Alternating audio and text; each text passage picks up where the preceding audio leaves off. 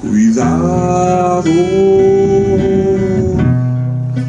que el triunfo de tu vanidad se torne amargo,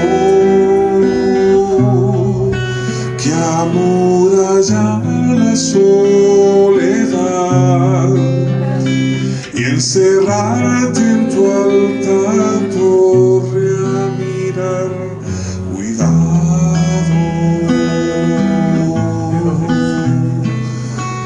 no te asomas, siempre sonriendo a aquellos que de amor te asedian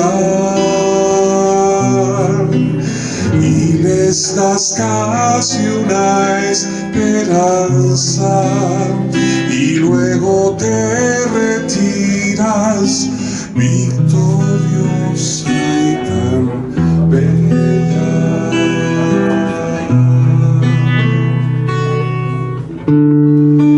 Y es que te sabes perfecta, sonrisas que gritan, miradas que invitan ya regrese de lo irreal.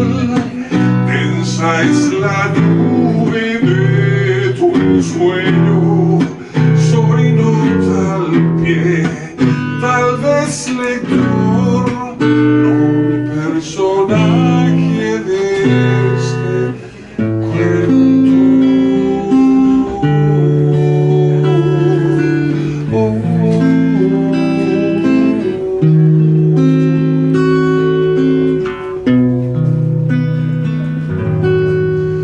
Confieso,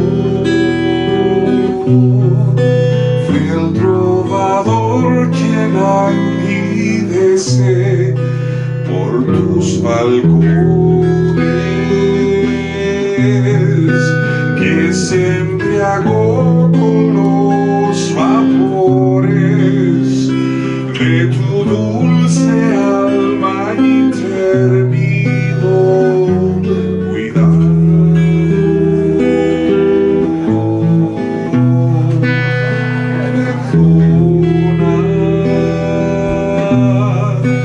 Y es que no hay fin.